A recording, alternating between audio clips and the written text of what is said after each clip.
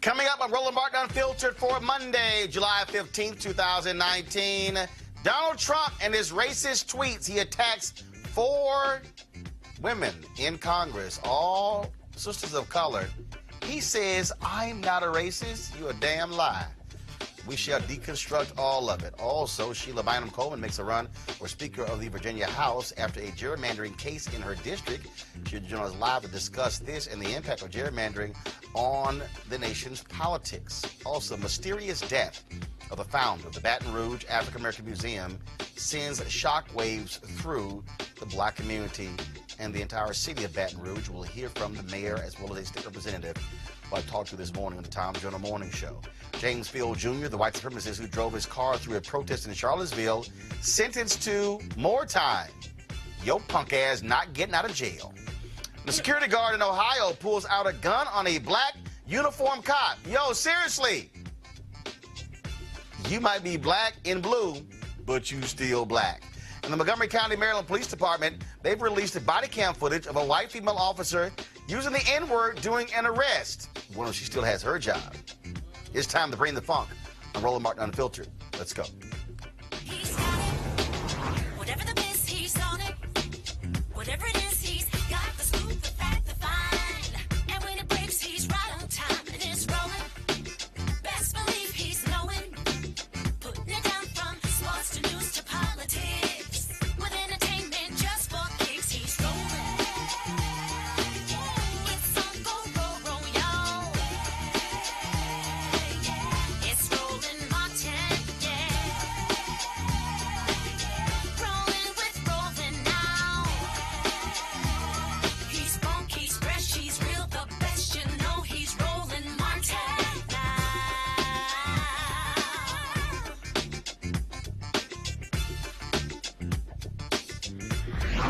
Martin. All right, folks, Donald Trump doing what Donald Trump does, and that is be a white nationalist. This is what he tweeted, folks, over the weekend. Speaking out about the 4 women of color who are freshmen in the United States Congress, he had some things to say about them that ticked off a whole lot of people. First, he said, so interesting to see progressive Democratic congresswomen who originally came from countries whose governments are a complete and total catastrophe, the worst, most corrupt, and inept anywhere in the world, if they even have a functioning government at all. Now loudly, next, and viciously telling the people of the United States, the greatest and most powerful nation on earth, how our government is to be run. Why don't they go back and help fix the totally broken and crime-infested places from which they came? Then come back and show us how it's done. These places need your help badly. You can't leave fast enough. I'm sure that Nancy Pelosi would be very happy to quickly work out free travel arrangements. Now, let's just be clear, show you how much of a dumbass Donald Trump is. 3 of the 4 women he's talking about, they're from here. Like, when I say from here, like from here, as in raised here, as in born here. So if they're going to go back to a country, they are already in the country they can go back to. Now, of course, he was immediately lit up by folks on social media, Democrats as well, but it was quite interesting. The length of silence that existed from Republicans. It was as if they were in such shock and awe that they did not know how to tweet or appear on Sunday shows or respond to the racist and bigoted tweets. Now, after they got their ass lit up this morning, all of a sudden, they discovered their conscience.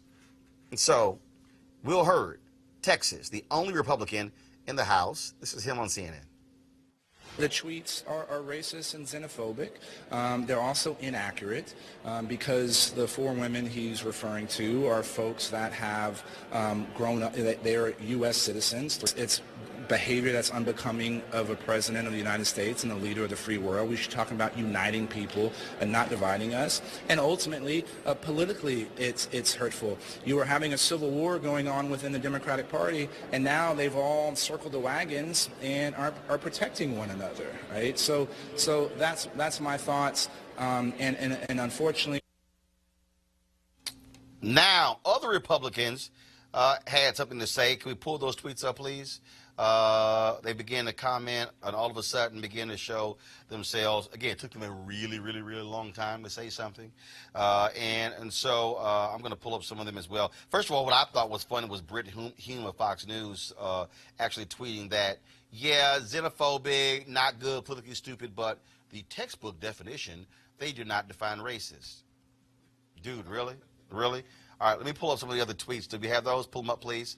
The other Republicans, again, what they had to say. And so Senator Tim Scott, the only African-American Republican in the United States Senate, he finally woke the hell up.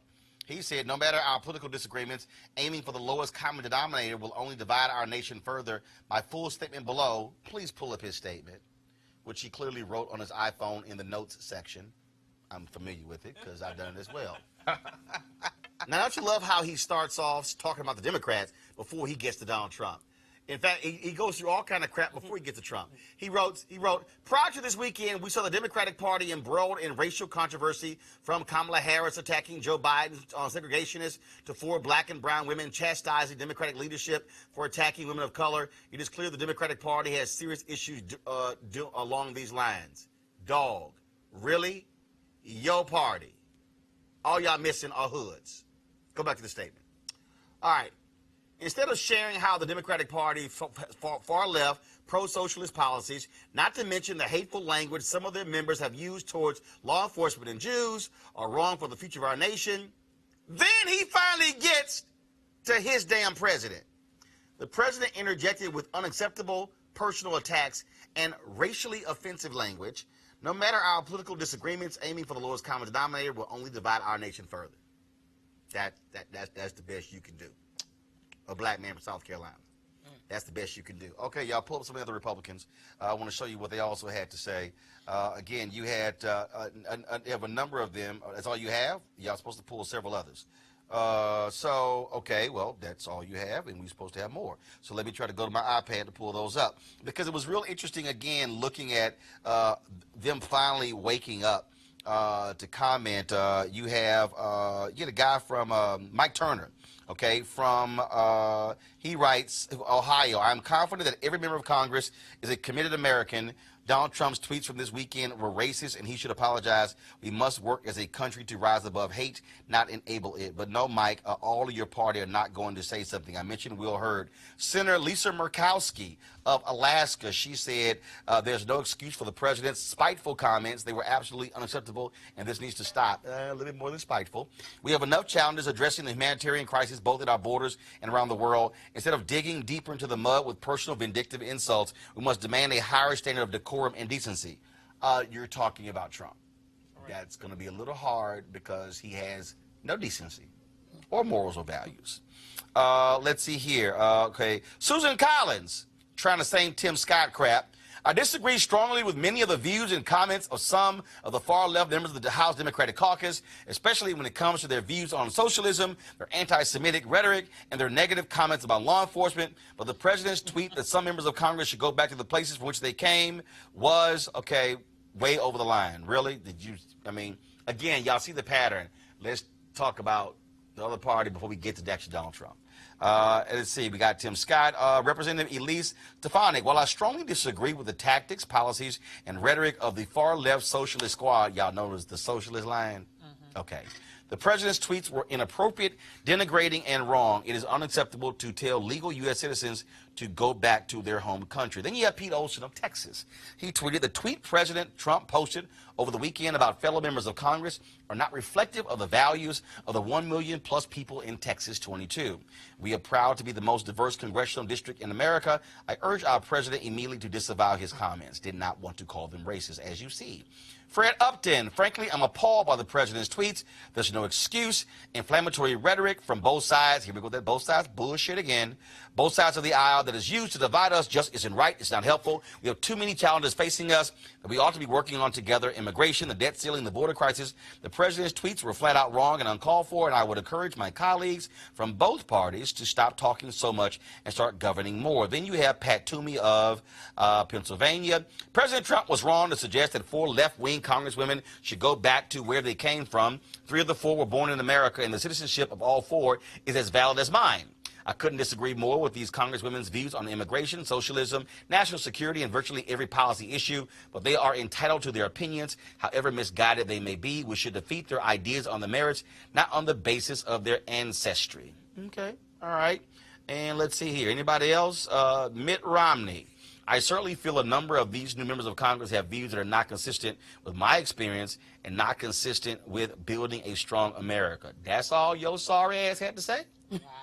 But then again, you're the man who held a big old speech during the presidential campaign calling out Donald Trump. And then, of course, when he wins, you decided to go dine with him while he embarrassed your ass when it came to be Secretary of State. What actually happened to the Republican Party? Did they actually lose their guts, really? Or did something just get sort of lopped off when Trump became president? I'm just saying. And then, of course, I got to find the video in a second. Okay, this is the second half of Mitt Romney's comments. At the same time, I recognize that the president has a unique and y'all. He actually said this here.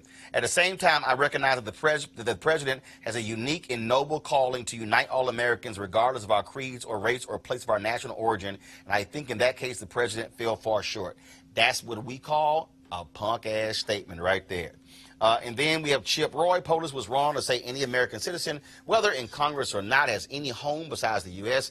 But I just as strongly believe non-citizens who abuse our immigration laws, whatever. I don't want to hear that.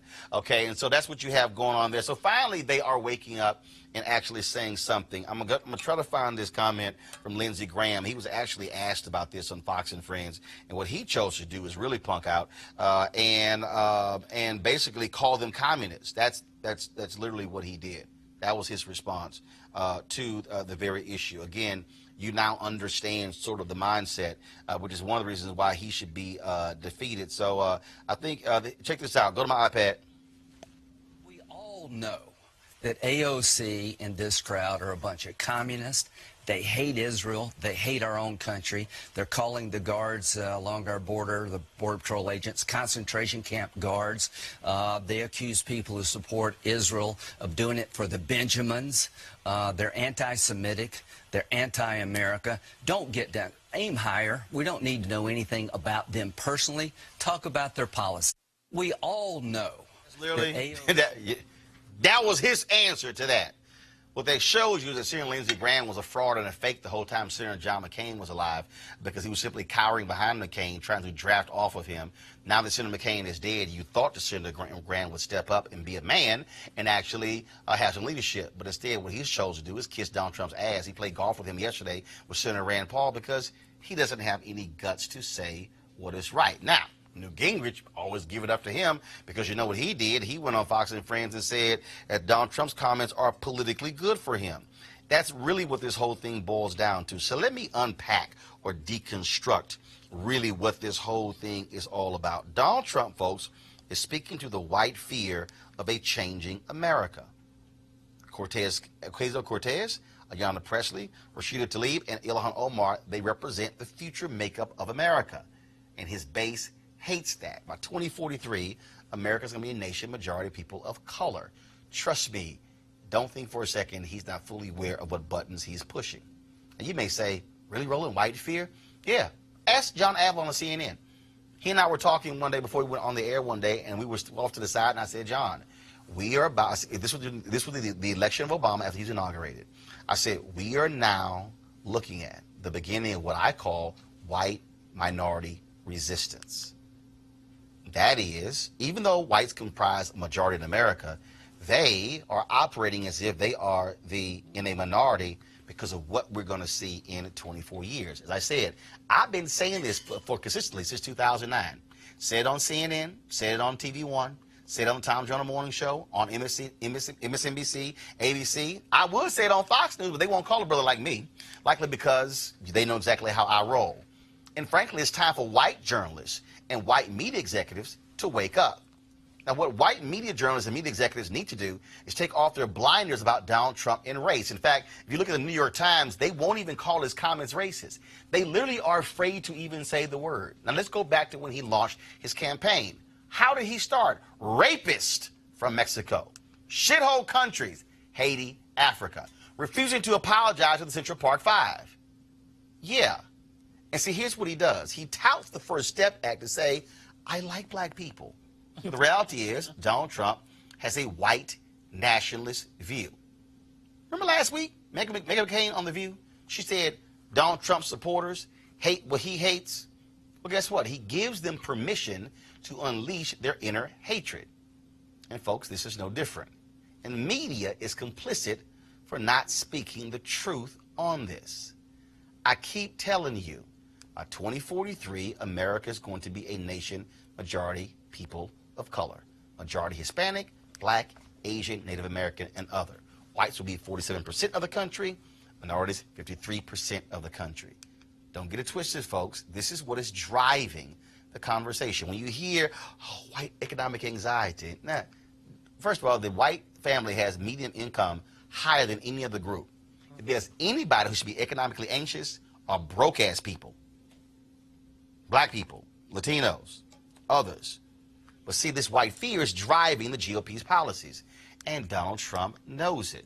Now, does this mean all white Americans have white fear? Nope. But the fear is of changing values, direction, and priorities. Let me put a pin in that. Because, see, again, I need you to understand what I am saying. America has been led, governed, and shaped through a white prism. Rights weren't given to blacks and others. We had to fight and petition for them. If you're white, you're born with all your rights. You haven't had to have laws changed. If America saw black folks and others as true Americans, there would be no need for the 13th, 14th, and 15th Amendments, also known as the Reconstruction Amendments. There'd be no need for the 1866, the 1871, the 1875, the 1957, the 1960, 1964, 1968, 1991 Civil Rights Acts. Take a walk through American history, folks. White immigrants endured some resistance and bigotry from other white immigrants who are already here, but then they all got together and said, you know what, we all white, they black, and they linked together with their white cultural identity, eventually meshing and accepting one another. But see, we've always been in the other category.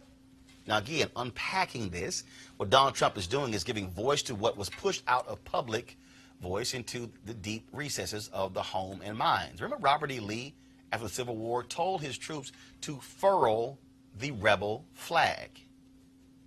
It was missing from American life for 3 generations.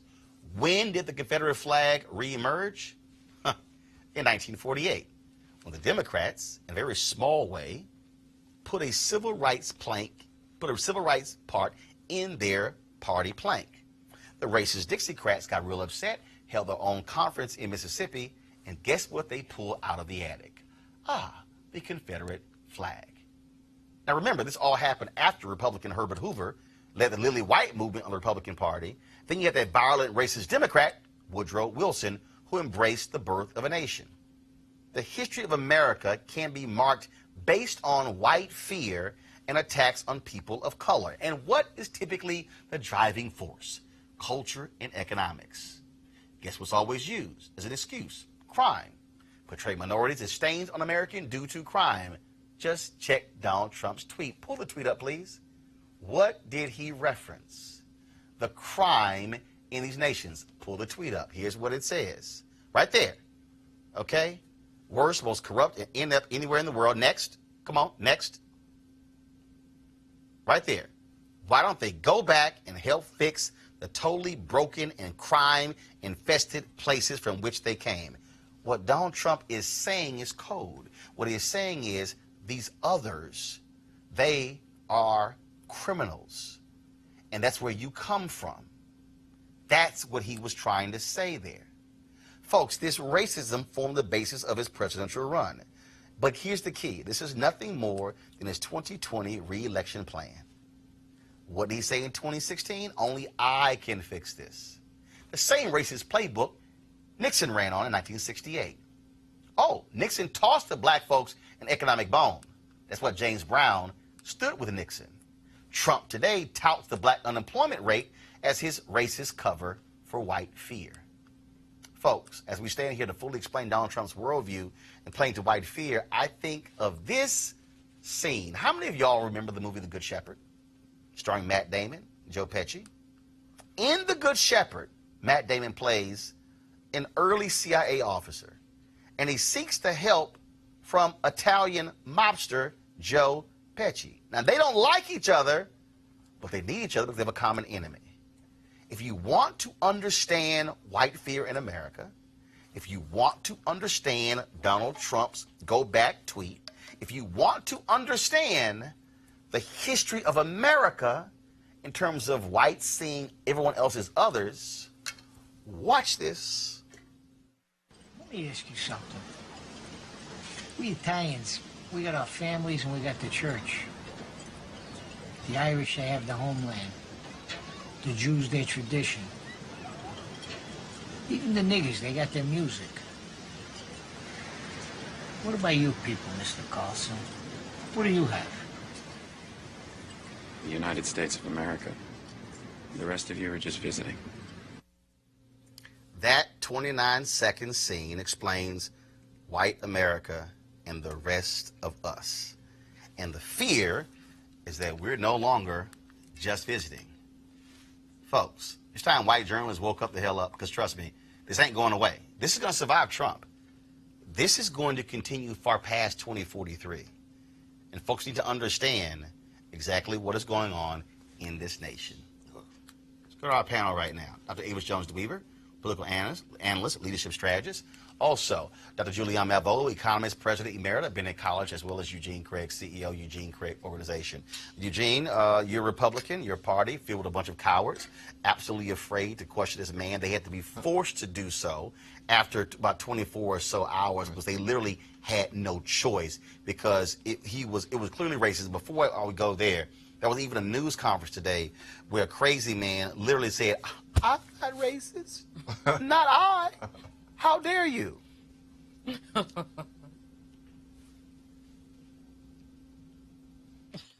got it. I didn't mention names, and I didn't do that, but I will tell you, with our country, and I think everybody in this audience, these are great manufacturers, great workers in our audience, too. They brought a lot of their workers here. If you're not happy here, then you can leave. As far as I'm concerned, if you hate our country, if you're not happy here, you can leave. And that's what I say all the time. That's what... Okay, I'm going to come back to it. If you're not happy here, you can leave. Didn't his punk ass criticize Obama during the 8 years? Did he leave? What's even more embarrassing? The punk ass is clapping in the audience to the stupid statement. Press play. What I said in a tweet, which I guess some people think is controversial. A lot of people love it, by the way. A lot of people love it. But if you're not happy in the U.S., if you're complaining all the time, very simply, you can leave. You can leave right now. Stop it right there. He does know there's a thing called the First Amendment, which allows for you to protest, allows for you to assemble, allows for you to critique. No, he can't read. Go ahead and press play. Come back if you want. Don't come back. It's okay, too. But if you're not happy, you can leave. But these are Americans.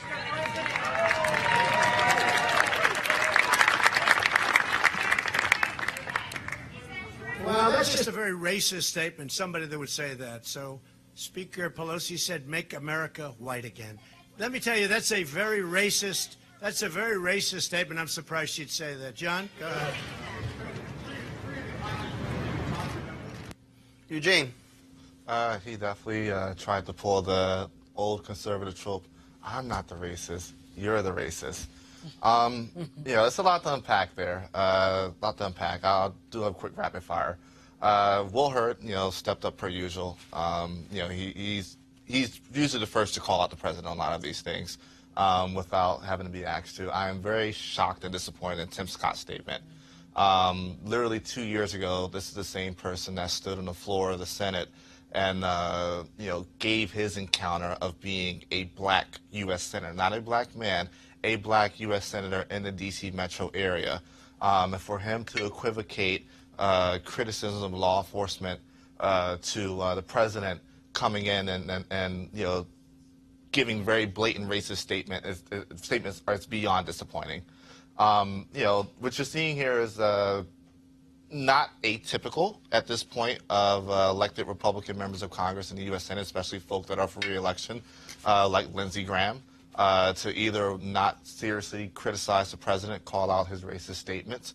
But what I think is also more damaging and damning is to try to equivocate socialism or try to call, the squad anti-Semitic because they disagree with the racist Netanyahu administration in Israel. They're not saying they hate Jews or hate the Israeli people, but it's not anti-American, it's not anti-Semitic to criticize Israel.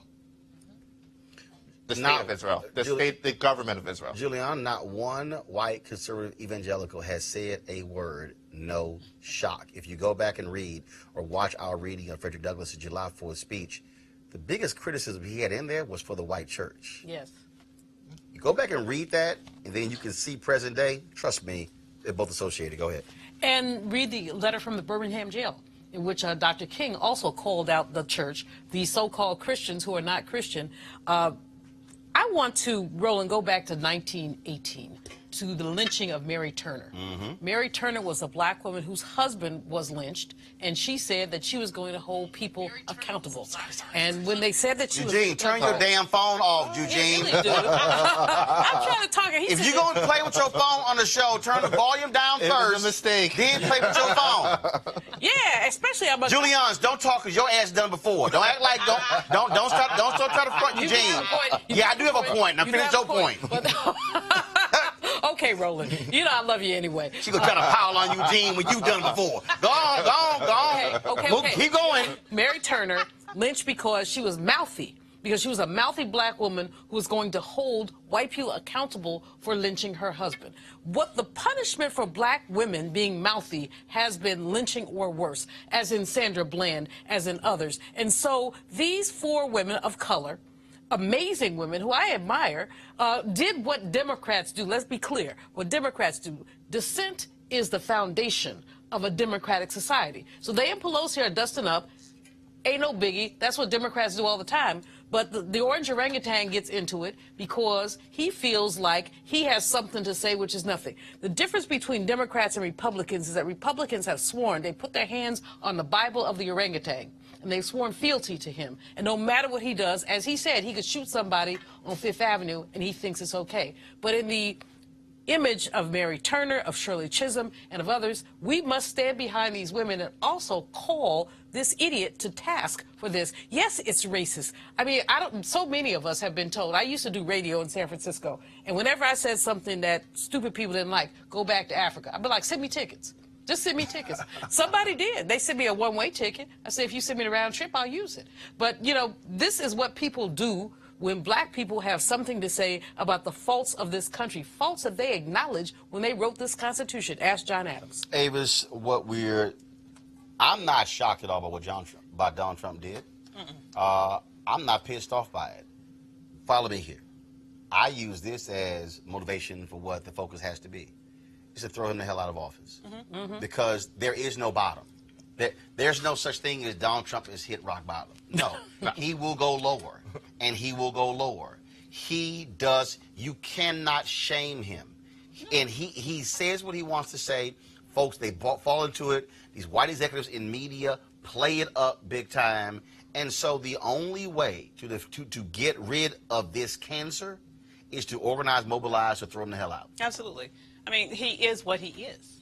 All he did was put on display even more blatantly who he is. He is racist. This is no surprise. We've known this from day one.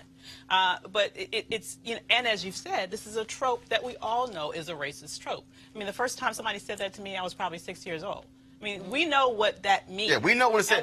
Go back to where you came from. Absolutely. We've all heard that. We've all heard that. That's the one white folks racist white folks always use that one. And it's just like, really, that's the one y'all want to use? Absolutely. The second one is your affirmative action hire.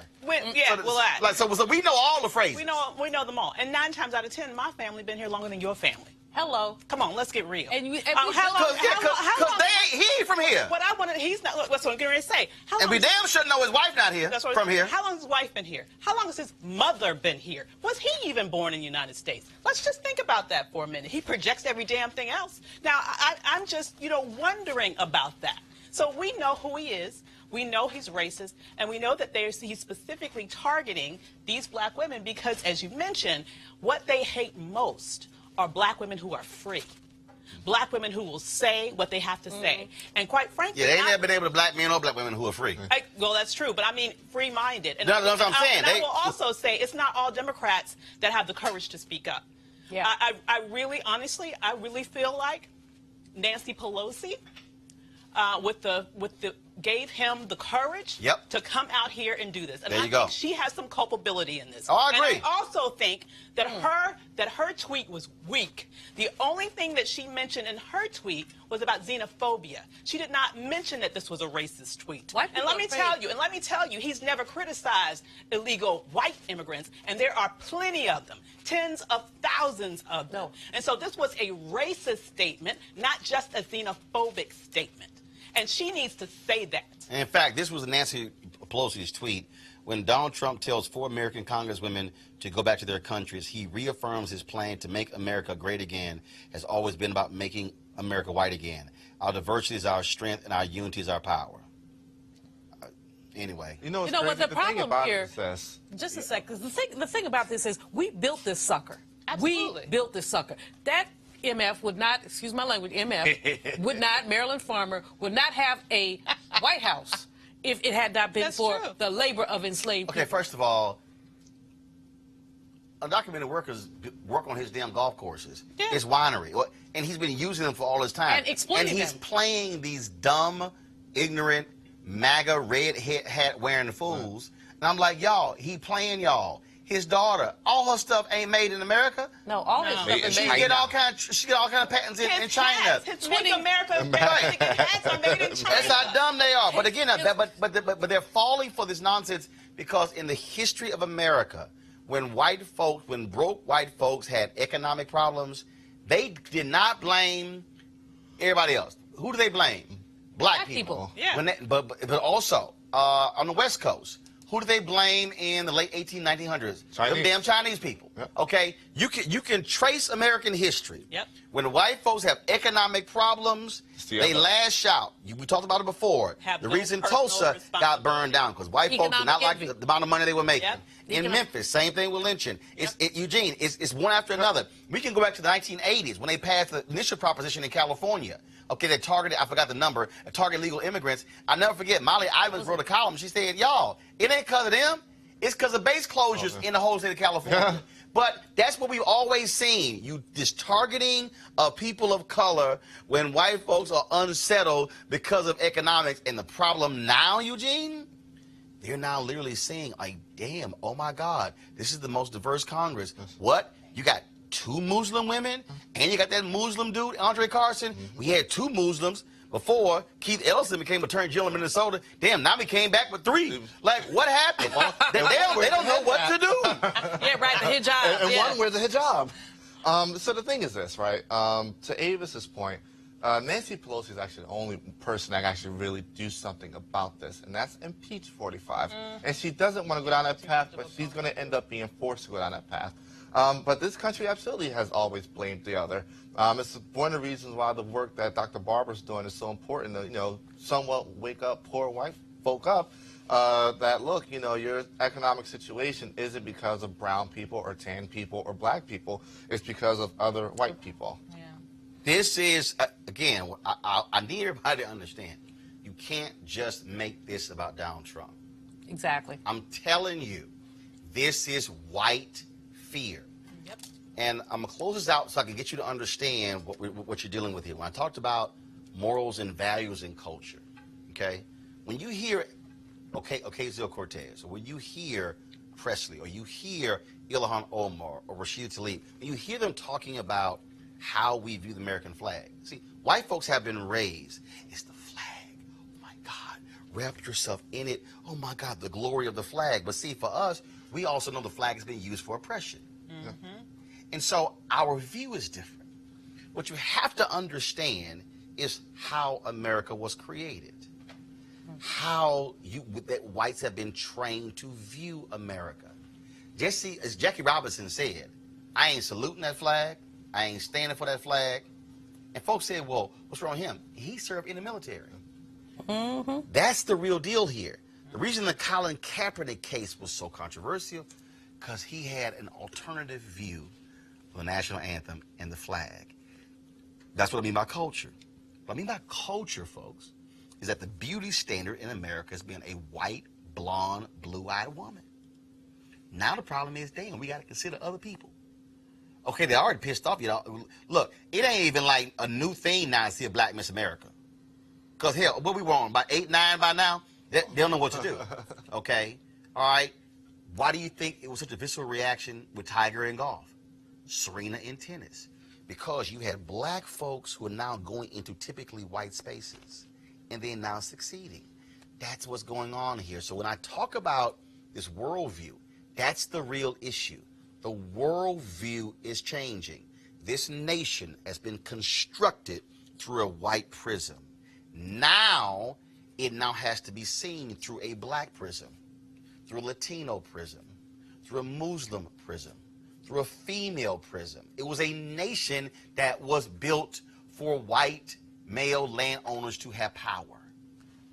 It's in the documents, y'all. All you got to do is read. And so, don't think, oh, and this is why Joe Biden is wrong as hell. Joe Biden thinks, oh, defeat Trump, we go back to normal. That's the problem, Joe.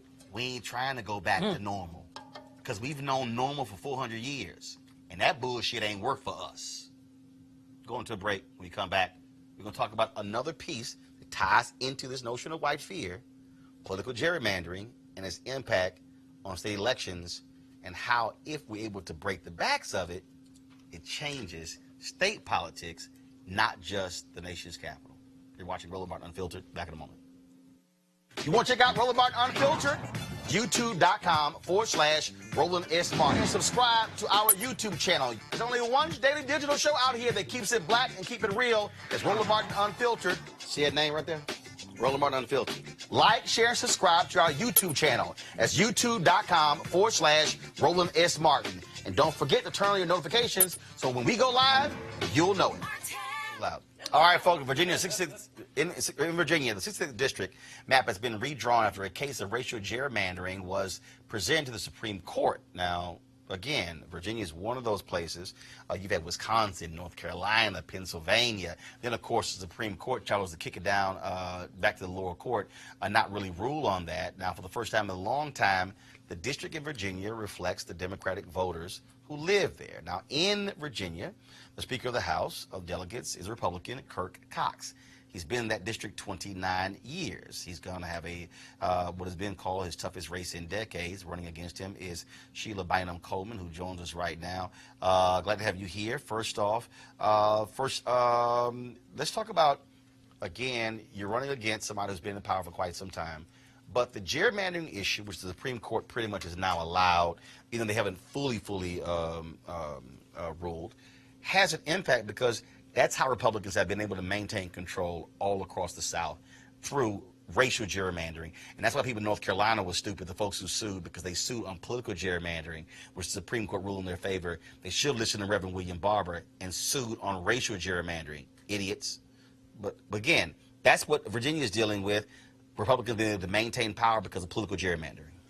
Exactly.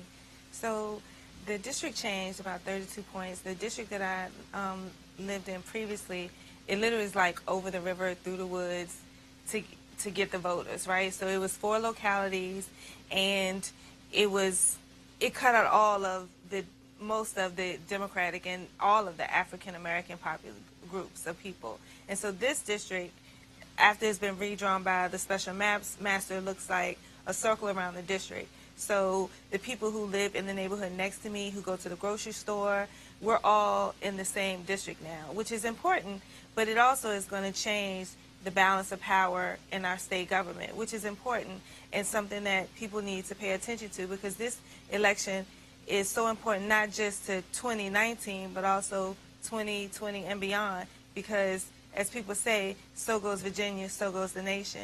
But what's powerful about this is that we're now in a place where the people can choose their legislator as opposed to the legislators choosing their voters. What's your plan to take down somebody who's been in power for almost 30 years? I'm out in the community going door to door from all day long, and I'm talking to the people in the community. I'm doing everything I can to raise awareness. And this weekend I was out in the district knocking on doors, and you'd be surprised at how many people are actually excited to actually have a voice, because no one's ever knocked on their door before, because they've been in a district that was racially gerrymandered, and they were all packed into one district, and it was safe to whoever was representing them, so that no one ever had to engage with them or speak to them. So my best foot forward is to go door to door and talk to people and communicate with the people in the district. And that's what we're doing. Again, what you're dealing with is, because the Republicans they had a very slim lead, just one seat. And of course, that was decided by the flip of a coin when there was literally a tie race in 2018. 2017. 2017. Yes. And, you know, we have a record number of people running, and we also have a lot of minorities that are running, not just for the state, but locally. So, you know, we're starting to move things forward in Virginia. People are starting to wake up, pay attention, get involved. And so it's very important to our nation as a whole that we no longer have a state that's racially gerrymandered, where we're packing people black people into a few districts and diluting their voice. So we're working really hard to engage with our community, and I can tell you, Martin, that it's been so exciting and so inspiring. And one thing that I think that our lawmakers are missing is that because he's been in a district where it's been safe for him, he hasn't had to deal with the issues and talk about policy. And when the governor called for a special session and our lawmakers decided not to do anything, the Speaker of the House was the one in control of that. And so when you have represented a district that's 1/3 African American and gun violence is plaguing our community, I don't know how you can sleep at night and say that you didn't do anything to address gun violence in your district. I mean, when I was out knocking on doors, I was in an apartment complex, and literally every building that I went to, there was someone on each floor. So 3 floors of the building was 3 floors, and every floor I went to, somebody had a story about someone being shot, someone being murdered, and it's a real issue impacting our communities. And now that we have a state where it has been legally drawn and the maps are fair, it's not safe for anyone, it's not allowing the Republicans to have a stronghold, now people will see things move forward and they'll see things change. So folks want to know more about your campaign, where they go? I'm sorry, to hear you. To know more about your campaign, where do they go? What's your website? Oh, www.SheilaForDelegate.com. All right, then. Well, Sheila Bynum Cohen, we appreciate it. Thanks a bunch, and good luck. Thank you. All right, folks, going to a break. We come back. We'll talk about this stunning case out of Baton Rouge. A black woman, 75 years old, activist, killed, stuffed in the trunk of a car. We'll have the latest on Roland Martin Unfiltered. You want to support Roland Martin Unfiltered? Be sure to join our Bring the Funk fan club. Every dollar that you give to us supports our daily digital show. There's only one daily digital show out here that keeps it black and keep it real. It's Roland Martin Unfiltered. Support the Roland Martin Unfiltered daily digital show by going to RolandMartinUnfiltered.com. Our goal is to get 20,000 of our fans contributing $50 each for the whole year. You can make this possible. RolandMartinUnfiltered.com. All right, folks, MarijuanaStock.org has another great investment opportunity. If you were lucky enough to invest in their last crowdfunding campaign, you know they raised a bunch of money in just a few months investing in legal marijuana farms. Those initial investors now own shares of a publicly traded company. Last time, of course, many of you missed it. Now you have a second opportunity. They have a new investment opportunity that is as good, if not even better, than the last one. I'm talking about industrial hemp CBD. For those who don't know, the hemp plant is the cousin to marijuana with a much higher concentration of CBD, which means hemp CBD gives you all the medical benefits of marijuana without getting you high. Until recently, hemp farming was practically illegal in the U.S. and heavily regulated by the DEA. However, the 2018 Farm Bill changed all of that, making it legal to grow hemp CBD in the U.S. and creating one of the largest commodities worldwide. They need land to grow all of their plants, which makes for an incredible investment opportunity. And that's where our good friends at 420 Real Estate come in. Their business model is simple. They buy land that supports hemp CBD grow operations and lease it to licensed, high-paying tenants. That's right, they are hemp CBD landlords. And you can get in on the action by investing in this crowdfunding campaign for as little as $200 up to $10,000. Like I said, you don't want to miss out on the opportunity. To invest, go to marijuanastock.org. That's marijuanastock.org. Get in the game, and get in the game now. All right, folks, the black community in Baton Rouge, they're asking questions after the founder of the Baton Rouge African American Museum was found dead in the trunk of a car Friday. Sadie Roberts Joseph was an activist and was well known for annual Juneteenth celebrations held at the museum. Folks have been stunned by this. This morning I spoke with the mayor of Baton Rouge, Sharon Weston Broome, and State Representative C. Denise Marcel on the Tom Jordan Morning Show about how her death is affecting the Baton Rouge community. Over the weekend, it was stunning. I got a call from some folks down in Louisiana asking me if I had seen this story, which was just extremely tragic. And people are still trying to figure out what in the world has gone on.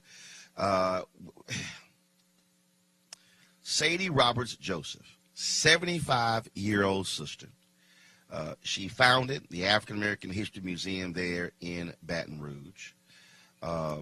She was found murdered, her body in the trunk of a car, and was located in the afternoon on Friday. It was just unbelievable. You would like, who would kill a 75-year-old black woman, an activist, historian, who cared about the community? Joining us right now is the mayor of Baton Rouge, Sharon Weston Broome, as well as Louisiana State Rep C. Denise Marcel. Mayor, I'll first start with you. What is the latest on this case? Well, indeed, Roland, it is a tragedy. I can tell you that our Baton Rouge Police Department has intensified their investigation. We all had a very strong connection to Sadie. I've been knowing her for 30 years, and we anticipate the police department hopefully having a breakthrough in this case sooner than later. I can tell you that they are certainly intensifying their efforts because the police had a very strong connection with Sadie as well. She was well beloved by every organization, every person in this community that knew her. And when you talk about that, they got lots of tips, but people were also calling in, though. I was reading one of the stories. They were calling in, just expressing their love for her, and it was sort of complicating because the cops were like, hey, we're trying to actually solve this murder to figure out what went on, to sort through all of it. Absolutely. The police department has been boots on the ground, talking with people in the community. But as you said, there's such an outpouring of love and respect for Sadie that has been, overwhelming the narrative that you've heard more than solving the case. So we really want people to intensify their efforts, the community to intensify their efforts with information, with tips, so that we can bring closure to this tragedy. Roland, Sadie, in addition to starting the African American Museum here 18 years ago, almost 20, 30 years ago, she started and was the founder of an organization called CADAV, which stood for Community Against Drugs and Violence. So for her life to end in violence, which she fought against and tried to empower communities to rise up against violence, is certainly a tragedy. Representative Marcel, you also a longtime friend of Sadie Roberts Joseph. What should folks around the country know about her that they have not learned through media reports? Well, thank you for allowing me to join you this morning. I want everyone to, I want to echo, first of all, what the mayor has said about her and about her death and what she stood for. But prior to her ever starting CADAV, she was rolling up her sleeves, cleaning up the community, what I want people to know is that she was an awesome woman. You know, people started to know her, I guess, in the last 20-some years for the museum and her work around Kadav, but she has been an advocate in this community since I was a child. What is so disturbing for the people in Baton Rouge is that she was so mild-mannered, so soft-spoken, and so nice. So we're trying to grasp our feelings around and our concerns around who in our community would snuff out her life and not think have a second thought about it in the middle of the day. The crime is running rampant here in Baton Rouge, and I would hope that out of her death, although we're saddened by it, that it would spark something in Baton Rouge to stop the violence that we've seen so much of lately. Roland, Today, Baton Rouge police released a preliminary autopsy report saying the cause of death was traumatic asphyxiation. We'll certainly keep your family in prayers and keep you updated on this story as more information becomes available. All right, folks, do y'all remember the story of the Montgomery County, Maryland white female officer using the N-word while talking with a group of black men? Roll tape.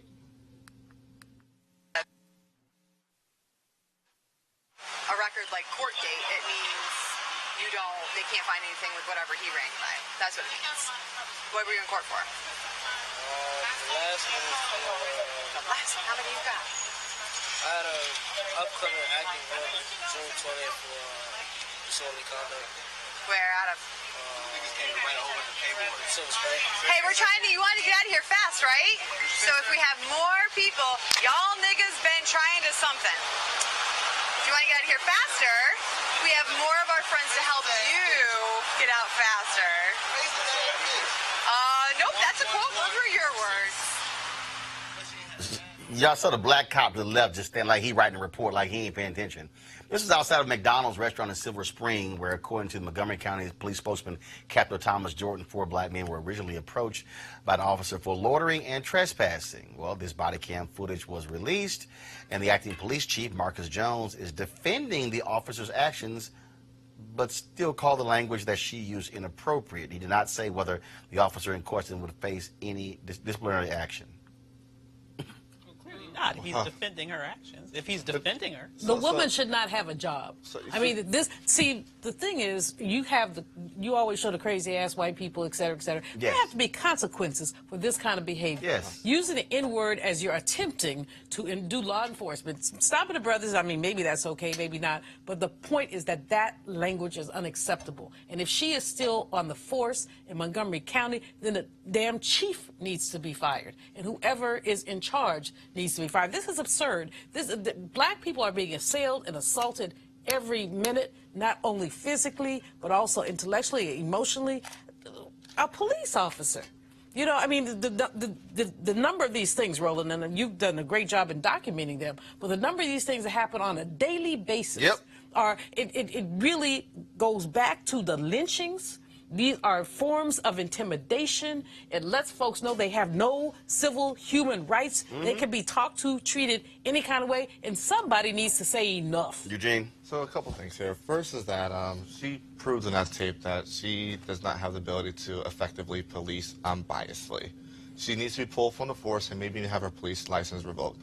Secondly, the reported cause of this stop was the scent of marijuana. In the state of Maryland, per law a couple years ago, that's no longer probable cause to be searched or to be stopped. So everything after that apparent stop and search for marijuana should be totally discounted. I mean, the abuse of rights is absolutely appalling, especially in quote unquote progressive Montgomery County. And this has to the police.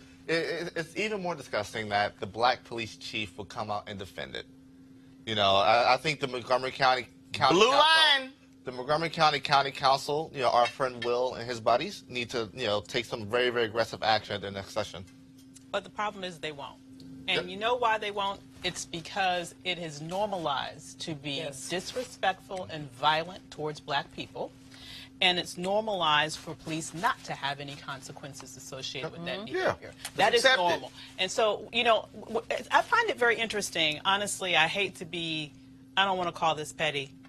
Maybe it is. Go ahead and be petty.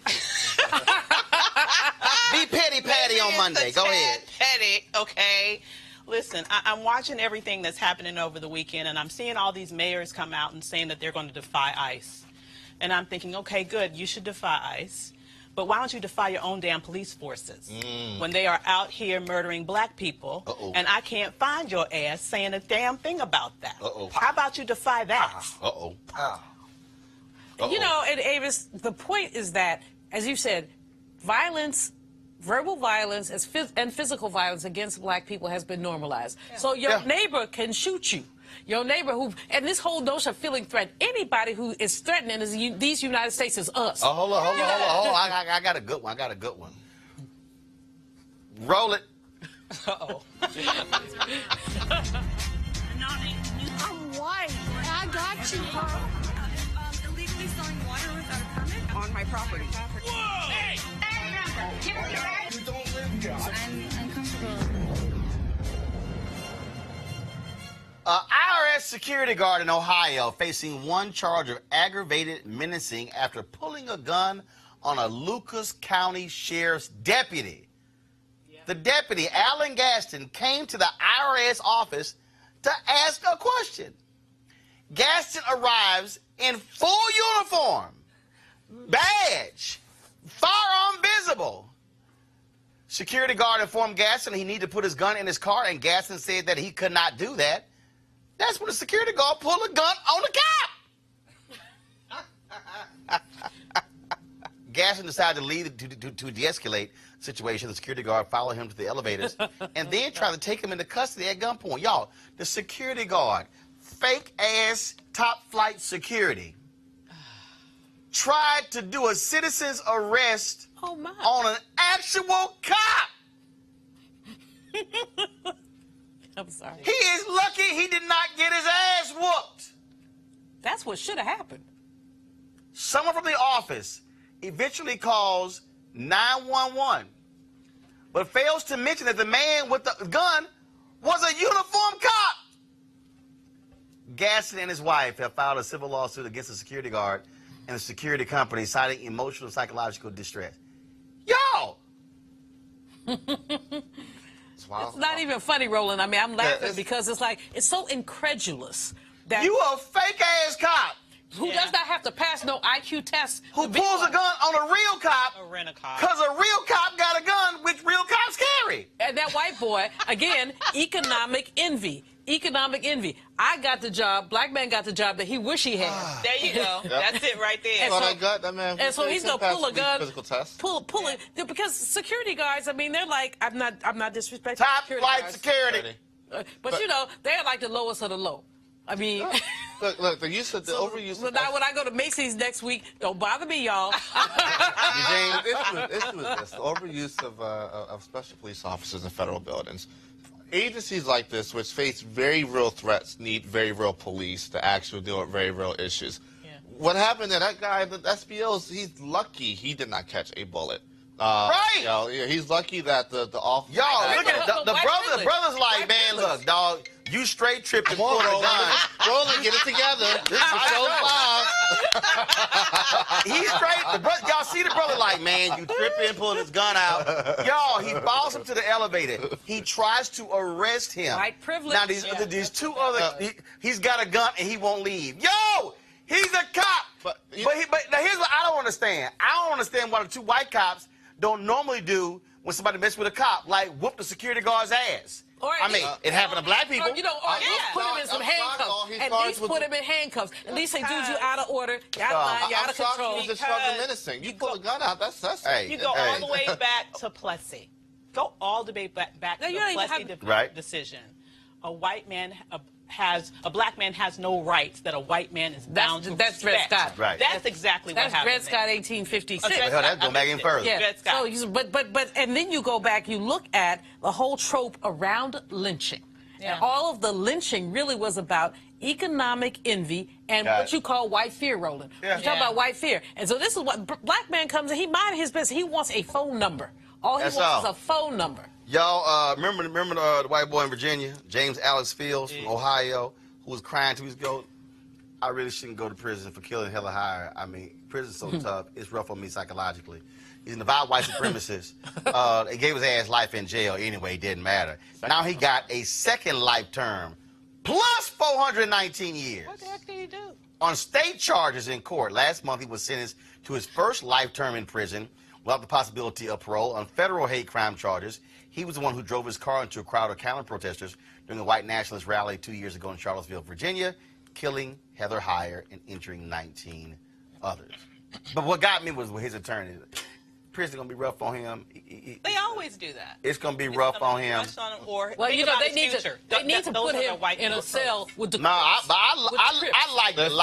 like life plus 419. Yeah, I mean, you if could. your punk ass die, you still come back. You got more time. You still come back. Yeah, You got when you go more to hell, time. you still gonna be in prison. That's all. I mean, that's the whole deal. All right, y'all.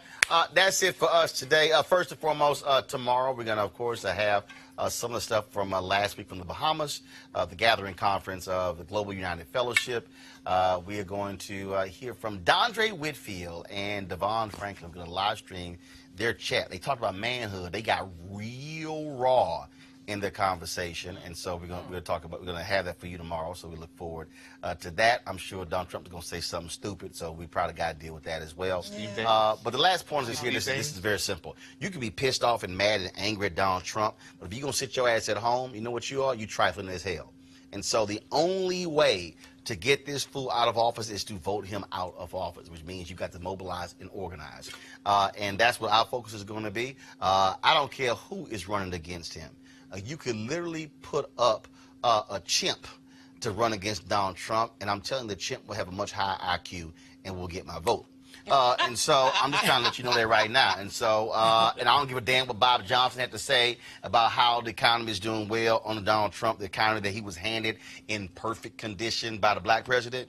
But the reality is we cannot sit on the sidelines and be quiet. Be sure to support Roland Martin Unfiltered, folks, by going to RolandMartinUnfiltered.com. Join our Bring the Funk fan club. So we look forward to you doing that. And don't forget to get your promo code, of course, discounts to items on our website as well. Eugene, Julian, Avis, we certainly appreciate it. Thank you so very much. I'll see you guys tomorrow. Holla!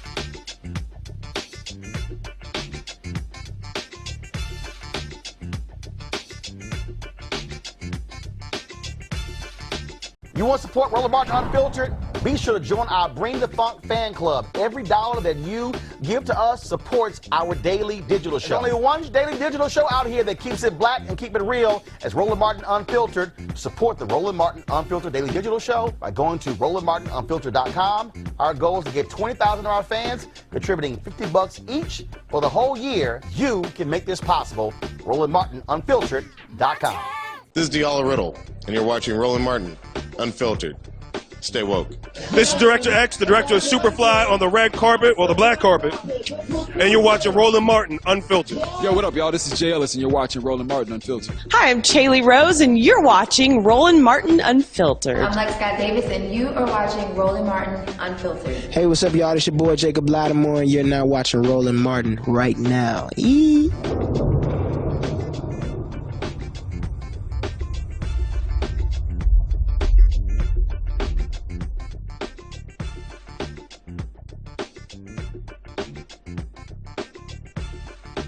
want to check out Roland Martin Unfiltered? youtube.com/Roland S. Martin. And subscribe to our YouTube channel. There's only one daily digital show out here that keeps it black and keep it real. It's Roland Martin Unfiltered. See that name right there?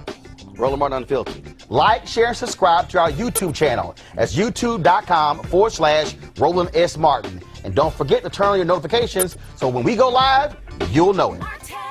Hey fam, want to check out Roland Martin Unfiltered, the blackest show on all of digital, cable, and broadcast. Check out our audio podcast. There's only one daily digital show out here that keeps it black and keep it real. It's Roland Martin Unfiltered. Press play.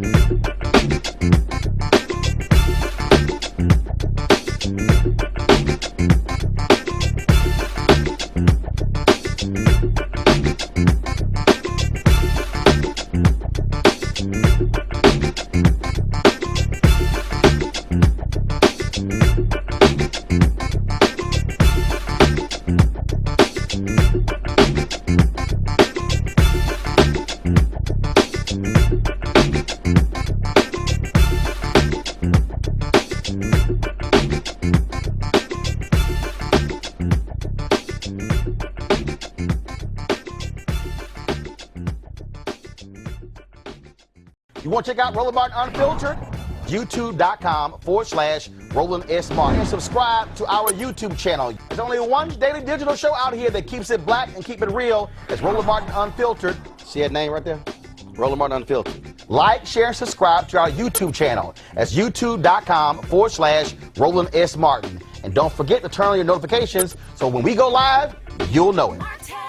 You want to support Roland Martin Unfiltered? Be sure to join our Bring the Funk fan club. Every dollar that you give to us supports our daily digital show. There's only one daily digital show out here that keeps it black and keep it real. It's Roland Martin Unfiltered. Support the Roland Martin Unfiltered daily digital show by going to RolandMartinUnfiltered.com. Our goal is to get 20,000 of our fans contributing $50 each for the whole year. You can make this possible. RolandMartinUnfiltered.com. This is Diala Riddle, and you're watching Roland Martin Unfiltered. Stay woke. This is Director X, the director of Superfly on the red carpet, or the black carpet, and you're watching Roland Martin Unfiltered. Yo, what up, y'all? This is Jay Ellis, and you're watching Roland Martin Unfiltered. Hi, I'm Chaley Rose, and you're watching Roland Martin Unfiltered. I'm Lex Scott Davis, and you are watching Roland Martin Unfiltered. Hey, what's up, y'all? It's your boy Jacob Lattimore, and you're now watching Roland Martin right now.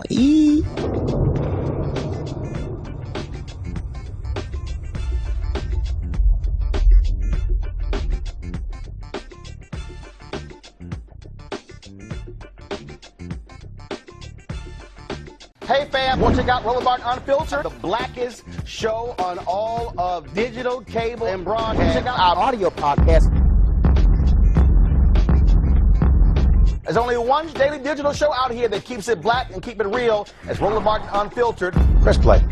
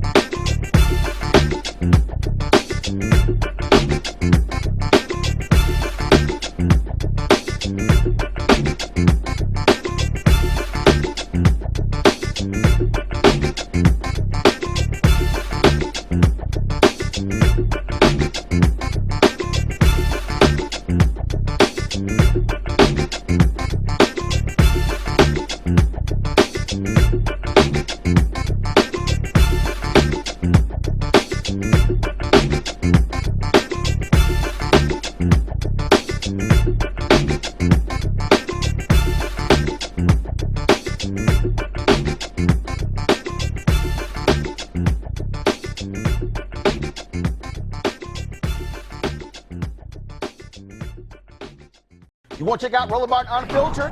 YouTube.com/Roland S. Martin. And subscribe to our YouTube channel. There's only one daily digital show out here that keeps it black and keep it real. It's Roland Martin Unfiltered. See that name right there? Roland Martin Unfiltered. Like, share, and subscribe to our YouTube channel. That's YouTube.com/Roland S. Martin. And don't forget to turn on your notifications so when we go live, you'll know it. Hey everybody, this is Sherry Shepherd. You're watching Roland Martin Unfiltered, and while he's doing Unfiltered, I'm practicing the wobble. Yes, I am. Because Roland Martin's the one, he will do it backwards, he will do it on the side. He messes everybody up when he gets into the wobble, because he doesn't know how to do it, so he does it backwards. And it just messes me up every single time. So, I'm working on it. I got it. You got Roland Martin. Hi, my name is LaToya Luckett, and you're watching Roland Martin Unfiltered. What's going on, everybody? It's your boy Mac Wiles, and you are watching Roland Martin Unfiltered. What's up, y'all? It's Ryan Destiny, and you're watching Roland Martin Unfiltered. What up, Lana Well, and you are watching Roland Martin Unfiltered.